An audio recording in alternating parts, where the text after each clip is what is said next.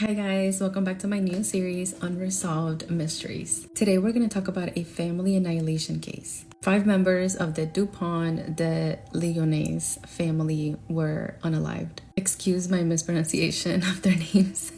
So let's get started. In 2011, in the western suburbs of France. So there were 6 members of the family. Xavier, who's the father, Agnes, age 48, who was the mother, Arthur, who was the oldest child, who was 21, Thomas, who was 18, Anne, who was 16, and Benoit, who was 13. All of them, except for Xavier, were found unalived in early April of 2011.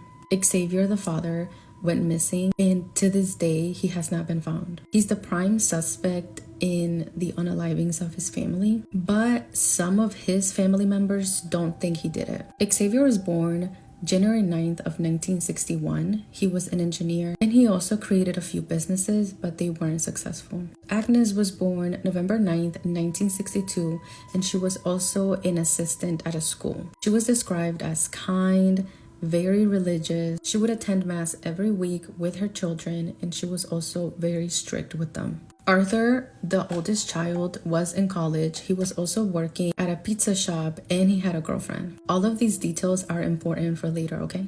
So everything started March of 2011 when Xavier decided to buy a few bullets for a rifle that he had inherited from his dad. He then registered himself at a range, and he visited there a few times. Eventually, he ended up getting his license. He also had a few of his other children attend the range in order to learn how to use firearms. Now we get to April, and this is where everything went down. So at the beginning of April, Arthur leaves his college and goes back home. As I mentioned, he was working at a pizza shop, and his boss said that he would always pick up his paychecks on the first of the month. But this time he didn't, and that wasn't like him. So that raised alarms for him. A few days later, April 3rd, Agnes was last seen by a few of her neighbors. However, her neighbors and a few other people said that they last saw her on the 7th of April. And that's important because the investigators, after an autopsy, placed her unaliving